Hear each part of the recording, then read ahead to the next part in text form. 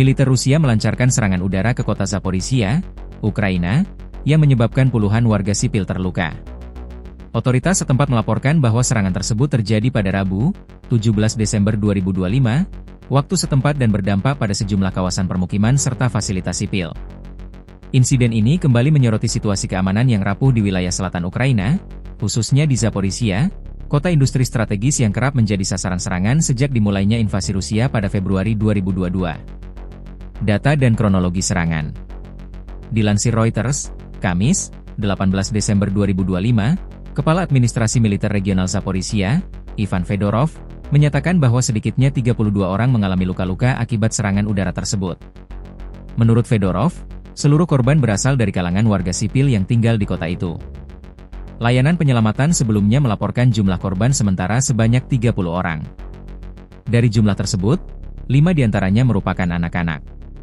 Serangan tersebut dilaporkan menghantam sebuah blok apartemen, sebuah rumah tinggal, serta sebuah lembaga pendidikan.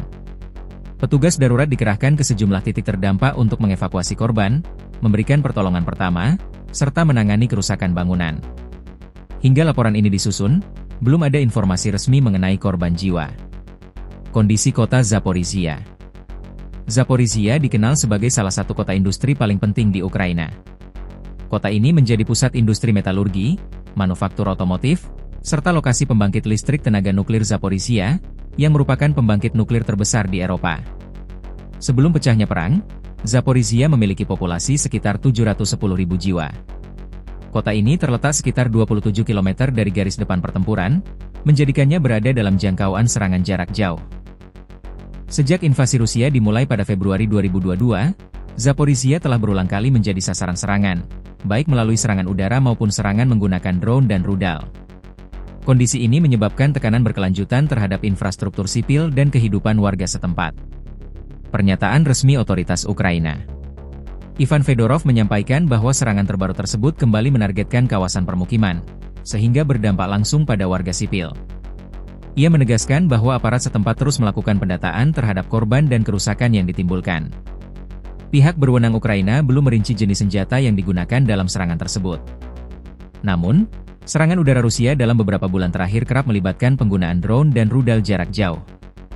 Hingga saat ini, belum ada pernyataan resmi dari pihak Kremlin terkait serangan spesifik di Zaporizhia tersebut. Klaim dan situasi wilayah. Pada akhir 2022, Rusia mengklaim telah mencaplok wilayah Zaporizhia bersama dengan 3 wilayah Ukraina lainnya di bagian timur dan selatan. Namun, klaim tersebut tidak diakui oleh Ukraina maupun sebagian besar komunitas internasional. Wilayah Zaporizhia hingga kini masih terbagi antara area yang dikuasai Rusia dan wilayah yang berada di bawah kendali pemerintah Ukraina.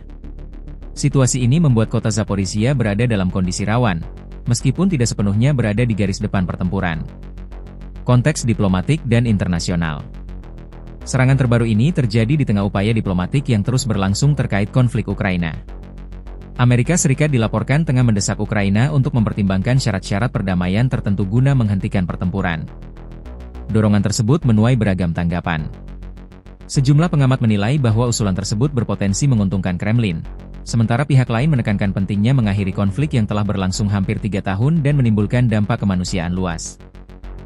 Namun, hingga kini belum ada kesepakatan konkret yang diumumkan terkait perundingan damai antara kedua belah pihak. Analisis umum. Pengamat konflik menilai bahwa serangan terhadap kota-kota industri seperti Zaporizhia menunjukkan bahwa konflik Ukraina masih jauh dari penyelesaian. Kota dengan nilai strategis ekonomi dan energi dinilai memiliki signifikansi tinggi, baik dari sisi militer maupun politik. Serangan yang berdampak pada warga sipil juga kembali menyoroti tantangan perlindungan penduduk di wilayah yang berada dekat dengan garis konflik. Meski demikian, informasi mengenai target dan tujuan militer dari serangan tersebut masih terbatas dan memerlukan verifikasi lebih lanjut.